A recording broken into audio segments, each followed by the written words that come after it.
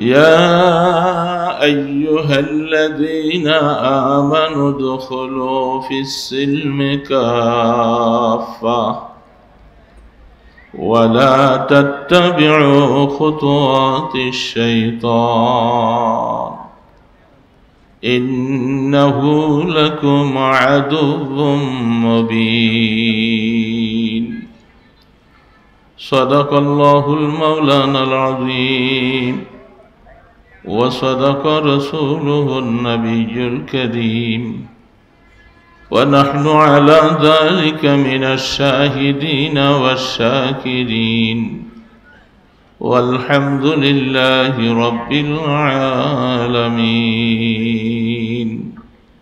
محبة درشي پڑھی اللهم صل على محمد وعلى آل محمد كما صليت على إبراهيم وعلى آل إبراهيم إنك حميد مجيد اللهم بارك على محمد وعلى آل محمد كما باركت على إبراهيم وعلى آل إبراهيم إنك حميد مجيد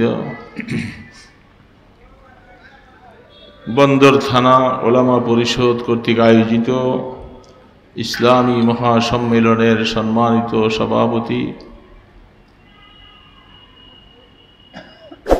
প্রধান অতিথি আল্লামা নুরুল ইসলাম অলিপুরি সাহেব, হযরত উলামায়ে কেরাম, নেককার দিনদার মুসলমান ভাইয়েরা, সর্বপ্রথম আল্লাহ পাকের দরবারে কালেমাত শুকর আদায় করছি, যিনি দয়া করে মায়া করে ফিতনার জমানায় আমাদেরকে ঈমানটুকু দান করলেন। শুকর জানাই আলহামদুলিল্লাহ।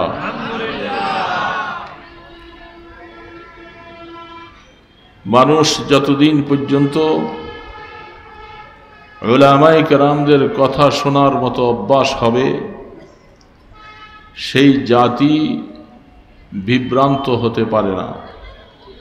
জাতির দিক নির্দেশনাকারী উলামায়ে কেরাম, তাদেরকে সামনে রেখে যারা নিজেদের পথ চলা শুরু করবে, তাদের কথা শুনবার মতো অভ্যস্ত হবে, আল্লাহ পাক সেই জাতিকে পথভ্রষ্ট করবেন না। সেই জাতি অবশ্যই সঠিক রাস্তায় পরিচালিত হয়ে গন্তব্যস্থান জান্নাতে ইনশাআল্লাহ পৌঁছে যাবেন, বলে আমিন।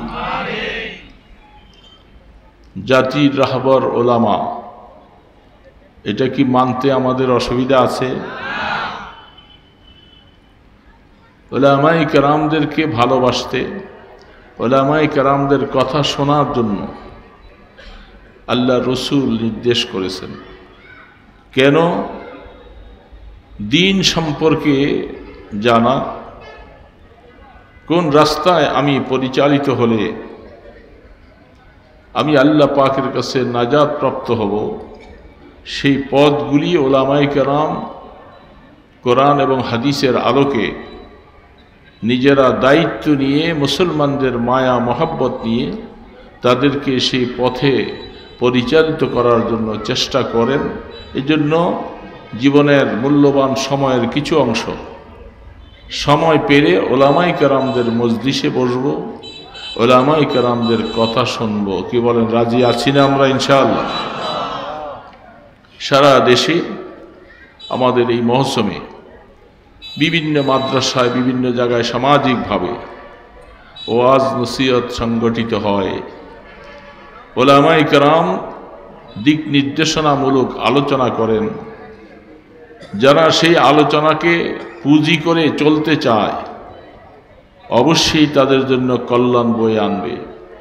আর যারা উলামায়ে কেরামদের সাথে বিদ্বেষ পোষণ করে, উলামায়ে কেরামদের কথা শুনতে চায় না, তারা আল্লাহ পাকের কথাও শুনতে সক্ষম হবে না। কারণ আল্লাহ রাব্বুল আলামিন তিনি এই পৃথিবীর সমাজে মানুষকে সঠিক পথে পরিচালিত করার জন্য যুগে যুগে নবী রাসূল পাঠিয়েছেন। সর্বশেষ নবী আপনার আমার নবী আকায়ে নামদার তাজদারে মদিনা সরকারে দো আলম মাহবুবে খুদা ইমামুল আম্বিয়া খাতামুন নবিয়্যিন মুহাম্মদুর রাসূলুল্লাহ সাল্লাল্লাহু আলাইহি সাল্লামকে সর্বশেষ নবী হিসাবে এই উম্মতের দিশার হিসাবে পাঠিয়েছিলেন। তিনি সর্বজমানায় থাকবেন না, তিনি দুনিয়ার থেকে বিদায় নিয়ে মদিনায় রওজা আথারে আরাম করতেছেন। তিনি দুনিয়ার থেকে চলে যাওয়ার সময় তার এই দ্বীনের মশাল তিনি উলামায়ে কেরামের হাতে অর্পণ করেছেন। তো যে জাতি উলামায়ে কেরামকে নিজেদের রাহবর হিসাবে গ্রহণ করবে, তারা নবীজির অনুসরণ করলো, নবীজির কথাকে তারা পালন করলো। কারণ জাতির রাহবর হিসাবে নবীজির পক্ষ থেকে উলামায়ে কেরামকে দায়িত্ব দেওয়া হয়েছে। আর উলামায়ে কেরামের দায়িত্ব, সেই দায়িত্ব পাওয়ার পরে মুসলিম জাতির প্রতি মায়া নিয়ে, মহব্বত নিয়ে, ভালোবাসা নিয়ে তাদেরকে সঠিক রাস্তা দেখানো, সঠিক রাস্তায় তাদেরকে পরিচালিত করা, এটা উলামায়ে কেরামের নৈতিক দায়িত্ব। উলামায়ে কেরাম যদি সেই দায়িত্বে অবহেলা করে, অবশ্যই তারা কিয়ামতের ময়দানে রাসূলের সামনে জবাব দিতে হবে। এই জন্যেই উলামায়ে কেরাম হাজারো কষ্ট ব্যস্ততার মাঝে আপনাদেরকে সাথে নিয়ে এই ধরনের কিছু অনুষ্ঠানমালা উপহার দেওয়ার চেষ্টা করেন। অলিপুরি সাহেবের মতো মানুষকে এনে আপনাদের সামনে দ্বীনি কথা শোনাবার জন্য চেষ্টা করেন। এটা উলামায়ে কেরাম তাদের দায়িত্ব আদায় করতেছেন। এটা উলামায়ে কেরাম এর উপরে আপনাদের এহসান নয়, বরং উলামায়ে কেরামদের এহসান আপনাদের উপরে। কি বলেন, ঠিক না বেঠিক? আল্লাহু আকবার। আল্লাহ সুবহানাহু ওয়া তাআলা দুঃখ পরিতাপের বিষয়, আজ তো আমরা দেশের মধ্যে দীর্ঘদিন পর্যন্ত স্বাধীনভাবে ওয়াজ মাহফিলে অনেক সময় কথা বলতে পারিনি। কথা বলার আগে চিন্তা করা হয়েছে কি বলবো, কি দিক, কোন দিক থেকে নিষেধ চলে আসে, মাইকটা টেনে যাবে, নিয়ে যাবে, কণ্ঠনালী চেপে ধরবে, কোন দিক থেকে আবার মামলা হয়ে যায়, জেলে চলে যেতে হবে। এই বিভিন্ন রকমের ভয় ভীতির উপরেই আমাদের সময়টা কাটছে। কি বলে, ঠিক না বেঠিক? উলামায়ে কেরাম, তারপরেও উলামায়ে কেরাম হক বলতে পিছপা হয়নি, চেষ্টা করেছে বিভিন্ন আঙ্গিকে, ইশারায় হলেও কথাগুলি পৌঁছাবার জন্য। তারপরেও তারা অনেক সময় খুব কষ্ট দিয়েছে উলামায়ে কেরাম। যে জাতি উলামায়ে কেরামকে কষ্ট দেয়, সেই জাতির উন্নতি হয় না, তারা অবনতির দিকে চলে যায়, তাদের পানিশমেন্ট আল্লাহর তরফ থেকে চলে আসে। কারণ উলামায়ে কেরাম আল্লাহ পাকের প্রিয় ভাজন। উলামায়ে কেরামকে আল্লাহ ভালোবাসেন, উলামায়ে কেরাম আল্লাহকে বেশি ভালোবাসেন। এই কথাটা আমার নয়, আপনার নয়, আমাদের নবীজির নয়, দুনিয়ার কোনো মানুষের নয়। এই কথা সরাসরি রব্বুল আলামিন আল্লাহ পাক বলতেছেন, ইন্নামা ইয়াখশাল্লাহ মিন ইবাদিহিল উলামা। খাশিয়াতুল্লাহ, আল্লাহ পাকের ভয় ওই ব্যক্তি আদায় করবে, ওই ব্যক্তি অন্তরে জায়গা দিবে যার অন্তরে আল্লাহর মহব্বত আছে। যে সন্তান তার মাকে মহব্বত করে, বাবাকে মহব্বত করে, সেই বাবার কথার একটু উল্টা হলে মাঝে মধ্যে ভয়ও করে, শাস্তি দেয় কিনা, আব্বা রাগ করে কিনা, মা আমার উপরে নারাজ হয়ে যায় কিনা, এই জন্য একটু ভয়ও থাকে। মা বাবার ব্যাপারে কিছু খাসিয়ত থাকে, কিন্তু মা বাবাকে মহব্বতও অনেক বেশি করে। ঠিক না বেঠি? এই জন্য আল্লাহ রাব্বুল আলামিন বলেন, উলামায়ে কেরাম আল্লাহকে বেশি ভয় করেন, আল্লাহ পাককে বেশি ভালোবাসে। এই জন্য আল্লাহর সাথে ভয় আর ভালোবাসার সম্পর্কটা উলামায়ে কেরামদের কাছে। এটার মূল কারণ হলো তারা কোরআন হাদিস পড়ে, বুঝে, যেহেতু আল্লাহ পাকের শাস্তি কত কঠিন এটা তারা সচক্ষে কোরআনের মধ্যে দেখে, হাদিসের মধ্যে দেখে, দেখে দেখে তারা ভয় ভীতির উপরে চলে। রাস্তা বহুত পিছিলি হয়, এই পিছিলি রাস্তার উপরে চলতে বহুত চিন্তা ভাবনা করে চলতে হবে। তাই উলামায়ে কেরাম, হ্যাঁ, আবার এই কথা আমি একবারে বলি না যে উলামায়ে কেরামদের মধ্যে কুল্লা একেবারে পুরাপুরি সবাই 16 আনা সঠিক পথে আছে, সেটাও আমি বলি না। উলামায়ে কেরামদের মধ্যে আবার পথভ্রষ্টতার রাস্তা বেছে নেওয়ার মতো অনেক ওলামা আছে না নাই? তাদেরকে ওলামায়ে সু বলা হয়। এরা ওলামা নামধারী, যারা বিভিন্ন মাজারে গিয়ে তাদের মাজারওয়ালাদেরকে উৎসাহিত করে, গান বাদ্যাওয়ালাদেরকে উৎসাহিত করে, ঢোল তবলা বাজাচ্ছে তাদেরকে উৎসাহিত করে, সেখানে ওয়াজ করে করে পকেট ভারী করে আসে। এরা ওলামা নয়, এরা ওলামা নামের কলঙ্ক। কয়েকদিন আগে আমাকে একজন পেজে দেখাইছেন, ফেসবুকের মধ্যে 21-এর চোখ, 21-এর টিভির পক্ষ থেকে একটা সংবাদ তারা প্রচার করেছেন পেজের মাধ্যমে, 21-এর চোখ। সেটা আপনারা কেউ দেখছেন কিনা আমি জানি না। আপনাদের মধ্যে এরকম কেউ আছে এখানে 21-এর চোখ এই ইয়ের মধ্যে, আমাদের পেজের মধ্যে কেউ দেখেন নাই? একজনও নাই এখানে। নাম পরে বলতেছি, আগে আপনারা 21-এর চোখ এটা দেখছেন কিনা? ওটার মধ্যে আমাদের নারায়ণগঞ্জের একজন প্রভাবশালী মাজারওয়ালা জীবন বৃত্তান্ত, সেখানে কিছু কীর্তিকলাপগুলি তুলে ধরেছেন। কত রকমের ভণ্ডামি যে সেখানে চলে, এটা দেখে আমি অবাক হয়ে গেছি। এরা পীর, এরা মাজার পূজারী। সেইখানে আমাদের দেশে একজন বক্তা, সে গিয়াসউদ্দিন তাহিরি নামে, সেও সেখানে ওয়াজ করতে গেছে। সিরাজ শাহ, সে নিজে তো ভণ্ডামি করেছে, তারপরে যা প্রতিষ্ঠা করে রেখে গেল। বাবা, আমি আপনাদেরকে বোঝার জন্য বলছি, এটা আমার কথা নয়, যেহেতু আমরা সেখানে যাইনি। যারা গিয়েছেন তারা এটা সংবাদটাকা এই দেশের মানুষের হাতে তুলে দিয়েছেন। তারা যে সংবাদটা তুলে দিয়েছেন, এই জন্য তাদের কাছে আমরা কৃতজ্ঞতা প্রকাশ করছি। কারণ মানুষ, ভালো মানুষেরা অনেকে সেখানে যায় না। সেখানে যায় মদদি, হিরোইনসি, জুয়ারি, গানেওয়ালা, নর্তকীরা, ভণ্ড পীর এবং কিছু ভণ্ড ওয়াইজিন। তারা সেখানে গিয়ে যা অবস্থাগুলি করেছে, ওইটা দেখলে আপনি ঈমান হারা হয়ে যাবেন। আমার দেশে নারায়ণগঞ্জের বুকে এত অপকর্ম হচ্ছে যেটা মানুষ, মুসলমান মেনে নিতে পারে না। সেখানে কোটি কোটি টাকার ছড়ানি চলছে। এরা মানুষকে এর মাধ্যমে হেদায়েতের দিকে ডাকছে। এটা কি হেদায়েতের দিকে ডাকছে না জাহান্নামের দিকে ডাকছে বলেন দেখি? আমার রসুল কি গান পছন্দ করতেন? আমার রসুল কি মহিলাদের নাচ পছন্দ করতেন? আমার রসুল কি এই হিরোইনসিওয়ালাদেরকে পছন্দ করতেন? তাহলে তারা উরুসের নামে এই কাজগুলি করে থাকে। আজ পর্যন্ত বাংলার জমিনে ভণ্ড হোক আর ভালো হোক, কোন পীর তাকে দোতলার উপরে মাটি দিছে এমন ইতিহাস বাংলাদেশে নাই। শুনছেন কেউ? তার কবরটা হলো বিল্ডিং করে চতুর্দিকে ছাদ দিয়ে, ছাদের উপরে কবর বানাইয়া সেইখানে মাটি দিয়া তাকে সেইখানে মাটি দিছে। বলেন,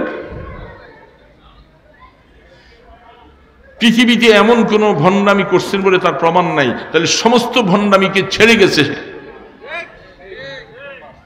একজন অ্যাডভোকেট আমাকে এই তথ্যটা এসে দিয়েছিলেন। নারায়ণগঞ্জ কোর্টে গিয়েছিলাম, পরে আমাকে বলে যে ভাইজান, অনেক বলার পরে গিয়েছিলাম, সিরাজ শাহর মাজার আমাকে দাওয়াত দিয়েছিলেন, গিয়েছিলাম। যাওয়ার পরে দেখলাম তার বাবার কবরটা কোথায়? দোতলার উপরে। বলে আমি আশ্চর্য হয়ে গেলাম, একটা মানুষের কবর পাকা করে কিছু মাটি দিয়া সেখানে তাকে রেখে দিয়েছে। তার ভক্তরা নিচের মধ্যে সেজদা দেয়, তাওয়াফ করে, দোতলার মধ্যে চতুর্দিক থেকে তার কবরের পাশে ঘুরে ঘুরে তাওয়াফ করে। আফসোস লাগে, এই দেশের লক্ষ লক্ষ মুসলিম জনতা নারায়ণগঞ্জের আশপাশে তারা এগুলি চোখে দেখে, সেখানে যারা অর্থ ছড়াছড়ি করছে, যারা সেখানে যাচ্ছে উরুসের নাম দিয়ে, তাদের ঈমানটুকু আছে কিনা আমার সন্দেহ লাগতেছে। দোস্ত, ঈমান যে কোন অবস্থায় চলে যাচ্ছে আমরা একটু চিন্তাও করতেছি না। এই কথাগুলি অন্য মাজারওয়ালারা বলবে না, আর ওই তাহিরির মতো ওই বক্তা সে বলবে না, কারণ সে তো নিজের টাকায় বিক্রি হয়ে আসছে। এই অপসংস্কৃতি যেখানে হচ্ছে সেখানে এসে ওয়াজ করে কেমনে? আমার মতো আব্দুল আউয়ালকে খোদার কসম খাইয়া বলি, 1 কোটি টাকা যদি তুমি অফার করো, আমি যাব না তোমার এখানে আলোচনা করতে। তোমরা সেখানে টাকায় বিক্রি হয়ে গেল। তাদের প্রশংসা কিভাবে করো? যারা আল্লাহ পাকের দ্বীনের গলার মধ্যে ছুরি চালাইয়েছে, যারা মুসলমানদেরকে ভিন্ন পথে নিয়ে যাচ্ছে, যারা মুসলমানদেরকে আকীদায় খারাপ করে দিচ্ছে, মহিলাগুলাকে নাচ গানে উদ্বুদ্ধ করছে। আফসোস লাগে, সেখানে মানুষ কি করে যায়, সেখানে টাকা ছড়াচ্ছে, কিভাবে টাকা উড়াচ্ছে, কি আশ্চর্য অবস্থা। এবং সমস্ত কিছুর ক্ষমতার মালিক তার বাবা সিরাজ সাহেবকে মনে করে। তাদের ঈমান আছে? ঈমান ধুয়ে মুছে শীতলক্ষার নদীতে ভেসে চলে গেছে। মুসলমান এই কথা, এই অপসংস্কৃতি থেকে, এই অন্যায় পথ থেকে তাদেরকে ফিরাবে কারা? এটার মূল দায়িত্ব ওলামায়ে কেরামকে নিতে হবে। ওলামায়ে কেরাম ঐক্য হও, সমাজের মুসলিম জনতা তোমাদের পাশে থাকবে। তোমরা আল্লাহ দ্বীনের মশালকে সামনে নিয়ে সামনে এগিয়ে যাও, আমার আল্লাহ পাকের তরফ থেকে তোমাদের উপরে সাহায্য আসবে ইনশাআল্লাহ। আল্লাহ সুবহানাহু ওয়া তাআলা তো বলতেছিলাম, সেইখানে আমাদের নারায়ণগঞ্জের আগের মেয়র ছিল, সে সেখানে যাইয়া ওই গায়িকাদের সাথে, ওই উরুসের ওয়ালাদের সাথে সেও একাকার হইয়া তাদের সাথে নাচে। এগুলি বলতে গেলে তার মাথা আসমান ভেঙে তার মাথায় পড়ে। কেন এগুলি বলতাম? আরে বলতাম যে তোর তো আখিরাত আছে, আর তুই মুসলমান দাবি করস। কি আশ্চর্য অবস্থা! এই কাজটাকে সাপোর্ট করে তুমি একজন মেয়র হওয়ার পরে সেখানে যাওয়া মানে তারা তো পোয়া বারো, তোমাকে পাইয়া তো তারা অন্যায় করার আরো বেশি দৃষ্টতা হয়ে যায়, তারা সাহস পেয়ে যাচ্ছে। এই জন্য অন্যায়ওয়ালাদেরকে পাশে যাওয়া মানে তাকে সাহস দেওয়া। মেয়রের মতো মানুষ যাইয়া তাদেরকে আর উৎসাহিত করেছে। এই জন্য আমি তার সমালোচনা করেছিলাম, আপনি সেখানে কি করে যেতে পারেন? যেন আমি খারাপ হয়ে গেছি, সে অন্যায় করে, সে সব কিছু করেছে, এগুলি বলতাম। তো বলছি, আজকে তো আল্লাহ পাকের মেহেরবানি, তোমার দাম্ভির্যতা, তোমার লম্বা লম্বা কথা আমার আল্লাহ পাক এটা কুদরতের দ্বারা স্তমিত করে দিয়েছে, যা তুমি সমাজে বের হওয়ার মতো সাহস পাও না তুমি এখন।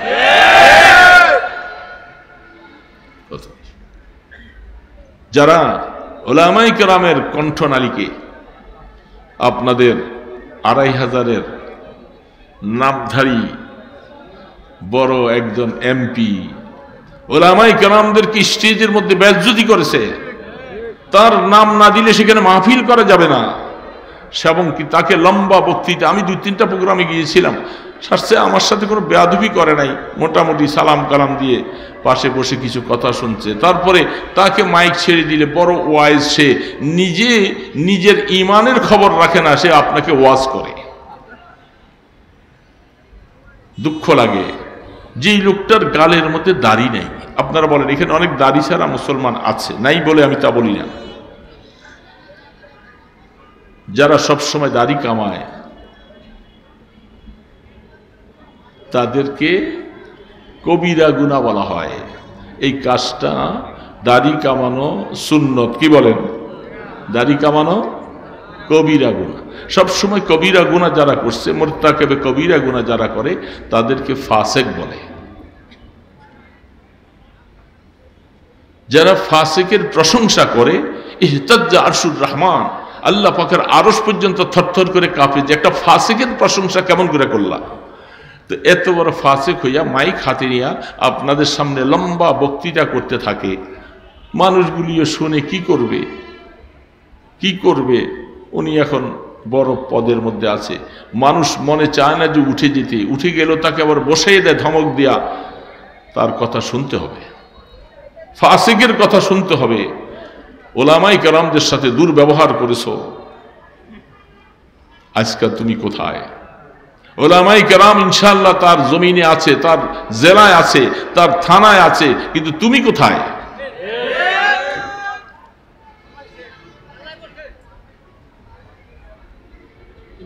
ইজ্জতের মালিক আমার আল্লাহ, মনে রাখেন। আল্লাহ রাব্বুল আলামিন এই জমিনটা, হ্যাঁ আমি আবার এই কথা আপনাদেরকে বলতেছি, যেহেতু মানুষ যখন জুলুম করতে থাকে, অন্যায় করতে থাকে, করতে করতে করতে করতে যখন এটা উপচে পড়া শুরু হয়ে যায়, তখন আল্লাহ পাকের ধৈর্যের বানটা ছেড়ে যায়, তখন আল্লাহ পাক পানিশমেন্ট দেওয়া শুরু করে। এই জন্য বুঝে শুনে আমাদেরকে পথ চলতে হবে। পথটা বড় কঠিনতম পথ। আগামী দিনে আমরা যারা চলবো, আমরা যারা সমাজের নেতৃত্ব দিব, আমাদেরকে বুঝতে হবে আমি যেন নামাজি হই, আমি যেন মানুষের হক নষ্ট না করি, আমি দেশের অর্থ যেন নষ্ট না করি। এটা মনে রেখে আমাদেরকে সামনে চলতে হবে। কি বলেন, চলবো না ইনশাআল্লাহ? আল্লাহ রাব্বুল আলামিন কোরআনে বলেছেন, উতলু মা উহিয়া ইলাইকা মিনাল কিতাব ওয়া আকিমিস সালাহ ইন্নাস সালাতা তানহা আনিল ফাহশাই ওয়াল মুনকার। আল্লাহ পাক বলতেছেন, বন্ধু আমার, রাসূলকে আল্লাহ পাক বলেন আপনি কোরআন তেলাওয়াত করেন বেশি বেশি। আমি লম্বা কথা বলবো না, হুজুর চলে আসবে একটু পরে, অলিপুরি সব আসছেন ইনশাআল্লাহ। তো আল্লাহ পাক তার নবীকে কোরআন তেলাওয়াতের কথা বলছেন, কোরআন তার উপরে নাজিল হয়েছে, তাকে বলতেছেন আপনি কোরআন তেলাওয়াত করেন। আর আমরা যারা কোরআন শিখি নাই, তেলাওয়াত তো দূরের কথা, আমরা রাসূল পাক সাল্লাল্লাহু আলাইহি ওয়াসাল্লামের উম্মতের মধ্যে আমরা কত নম্বর? আমরা কোরআন তেলাওয়াত করি না, এমনকি কোরআন বুঝিও না। দুইটার কারণে আমাদের ভিতরটা অন্ধকার হয়ে আছে।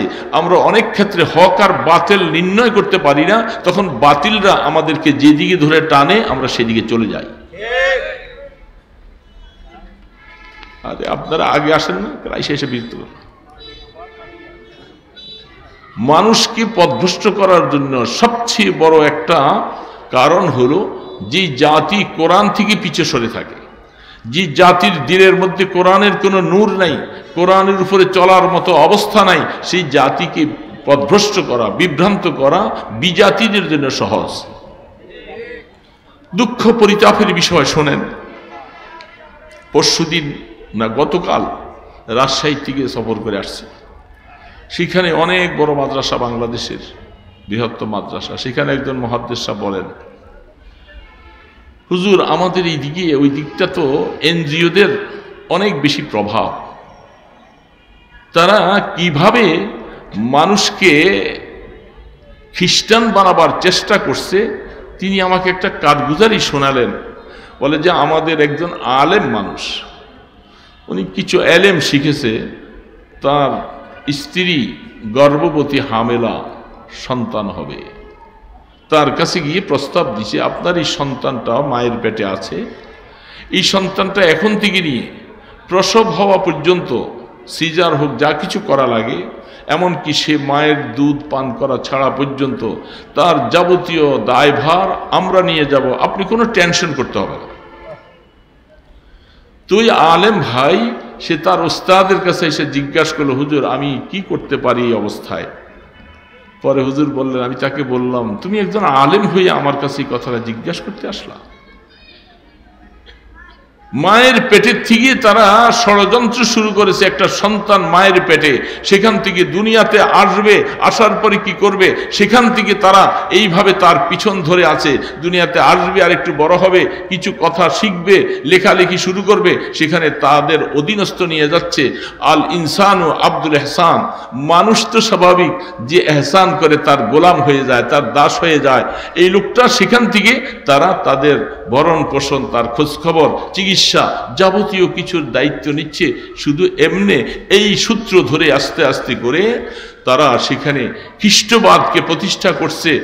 দুইজন আলেম নামধারী পেয়েছি, তারা মসজিদে ইমামতি করে, সেখানে ওই এলাকায় তারা অনেক দিন পরে লেখাপড়া শেষ করে টাকার কাছে তারা বিক্রি হয়ে তারা খ্রিস্ট ধর্মের প্রচার করছে, ইমামতিও করছে, মাদ্রাসায় পড়াচ্ছে, তাদের ছাত্রদেরকে খ্রিস্টান বানাচ্ছে।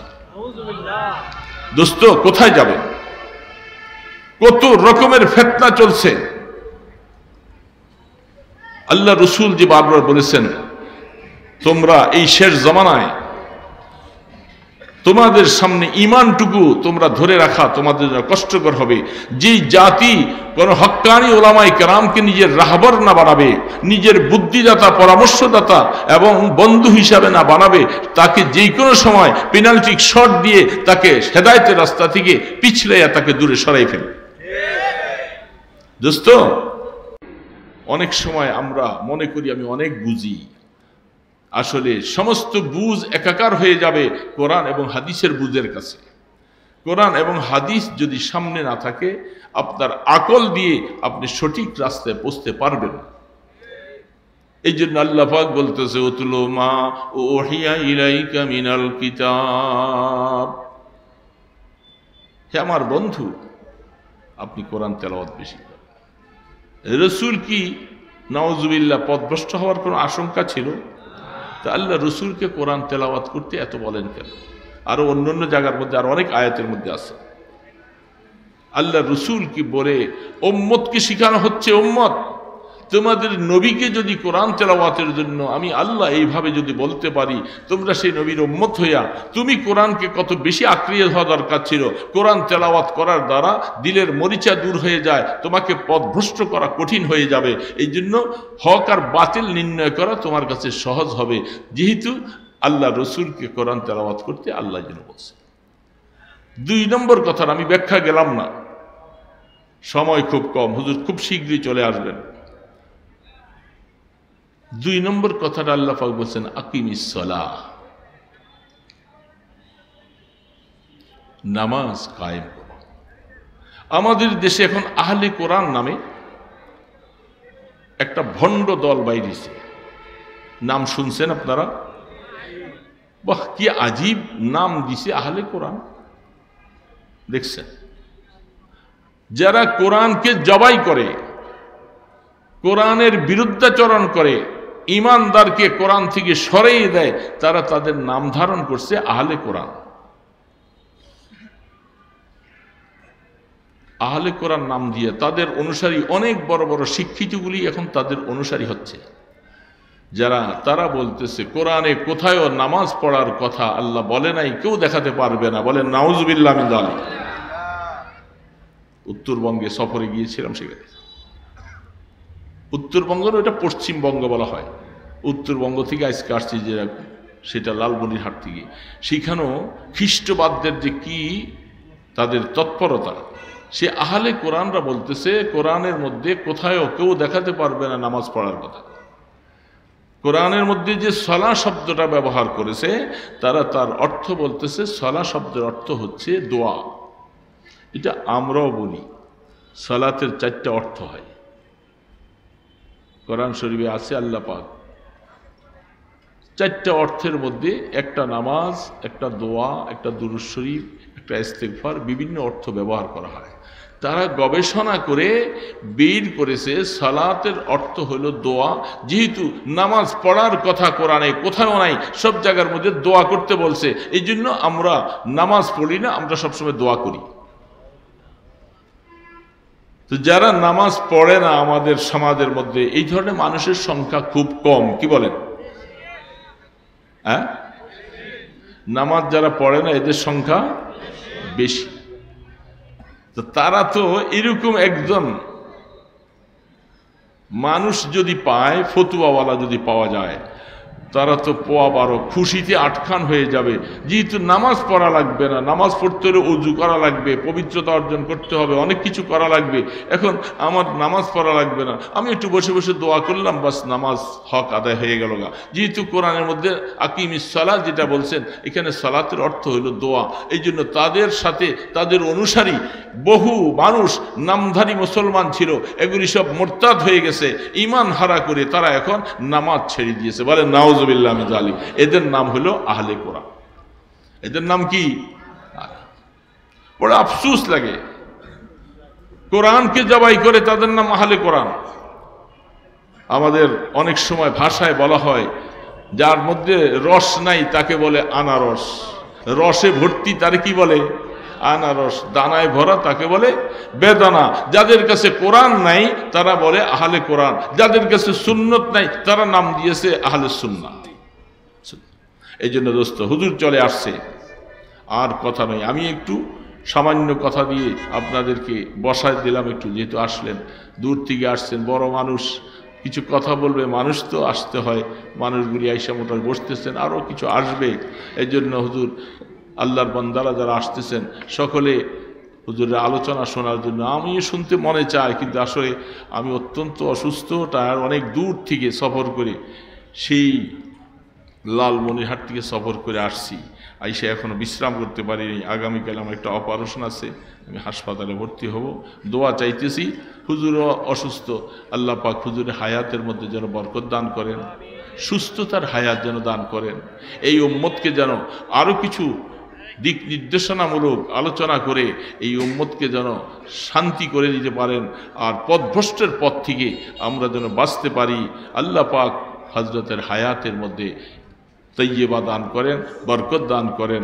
ওয়া আখিরু দাওয়ানা আনিল হামদুলিল্লাহি রাব্বিল আলামিন। আসসালামু আলাইকুম ওয়া রাহমাতুল্লাহি ওয়া বারাকাতুহু।